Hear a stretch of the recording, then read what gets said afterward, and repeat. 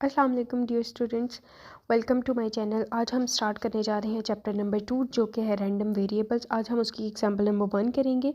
तो first question उन्होंने दिया हुआ है, सपोज दैट, मैं रीड आउट कर देती हूँ। Suppose that a coin is toss twice so that the sample space, जो उन्होंने सैम्पल स्पेस दी हुई है वो भी मैं इधर राइट डाउन कर देती हूँ। Head head head tail, head head tail और tail tail. Sample space basically क्या होता है कि आउटकम्स होते हैं, मतलब पॉसिबल आउटकम्स होते हैं कि अगर हम एक कॉइन को टॉस करते हैं, ऊपर को उछालेंगे हम कॉइन को, तो मतलब पॉसिबिलिटीज़ क्या हैं हेड के आने की और टेल के आने की। तो हम इधर देख लेते हैं। सबसे पहले आपने ये टेबल बनाना है जिसमें ये सैम्पल स्पेस लिखी हुई है और हमने काउंट करना है कि यहाँ पे हेड कितनी दफ़ा आया है। हम इसमें देखते हैं तो 2 दफ़ा हेड आया है, इसमें 1 दफ़ा आया है, इसमें भी 1 दफ़ा आया है और इसमें आया है 0 दफ़ा। ठीक है, और अब हम कह लेते हैं कि let X be the number of, जी, तो हम इधर कह लेते हैं let X be the number of heads. ठीक है, तो अभी हम लिखते हैं एक्स की वैल्यूज़। हम देखेंगे कि हेड कितनी दफ़ा आया है। ठीक है, इधर हम एक लाइन लगा लेंगे, इधर लिखेंगे हम सैम्पल स्पेस। सैम्पल स्पेस में हम देखेंगे ज़ीरो कितनी दफ़ा आया है, ज़ीरो कितनी दफ़ा आया है, हम देखेंगे 1 दफ़ा ज़ीरो आया है। 1 का देखेंगे तो 1 हमारे पास 2 दफ़ा आया है, और 2 देखेंगे हम तो वो भी हमारे पास 1 ही दफ़ा आया है। हम इसको टोटल करेंगे, सैम्पल स्पेस का टोटल निकालेंगे तो हमारे पास 4 आ जाएगा। और फिर हम जब हमने इधर एक और लाइन प्रोबेबिलिटी निकालनी है एक्स की, तो हम इस सब को डिवाइड कर देंगे 4 के साथ। 2 को डिवाइड कर देंगे 4 के साथ और 1 को भी डिवाइड कर देंगे 4 के साथ। ठीक है, तो हम जब इसको कैलकुलेटर पे आप डिवाइड करेंगे तो 1/4 आता है 0.25, और 2/4 हम करते हैं तो 0.5 आ जाता है, और 1/4 दोबारा से हम 0.25।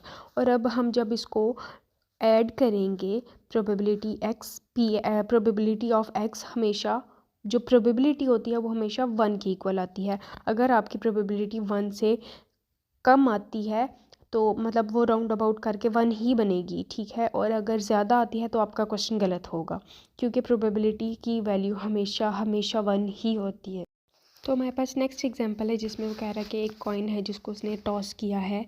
तो वो कह रहा है कि जब उसको टॉस किया जाता है तो या तो वो हेड आएगा तो या फिर टेल आएगा। तो उसने कह दिया कि हम लेट सपोज कर लेते हैं कि जब ये हेड आएगा तो हम उसको 0 का नाम दे देते हैं, और अगर टेल आता है तो हम उसको 1 का नाम दे देते हैं। तो एक्स हम इधर जब लिखेंगे प्रोबेबिलिटी के लिए, प्रोबेबिलिटी निकालने के लिए, तो हम एक्स कह देते हैं 0 और 1, 0 और 1 कह देते हैं। ठीक है, और अभी हम जब भी प्रोबेबिलिटी निकालेंगे एक्स की, तो हम 0 जिसको हमने कहना था हेड और 1 जिसको हमने कहना था टेल। ठीक है, तो दोनों में से मतलब अगर हम कॉइन टॉस करते हैं या तो हेड आएगा या टेल आएगा, तो उनकी प्रोबेबिलिटी क्या होगी 1/2, और टेल की भी यही होगी 1/2।